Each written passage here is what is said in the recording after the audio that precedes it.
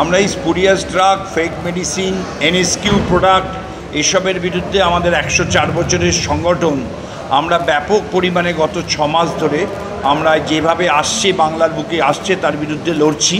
আপনারা হয়তো দেখবেন, আপনাদেরও বিভিন্ন চ্যানেলের মাধ্যমে এবং নিউজ পেপারের মাধ্যমে আমরা এটা আমাদের ভাব প্রকাশ করেছি। আমরা একটা প্রেস কনফারেন্স করেছি।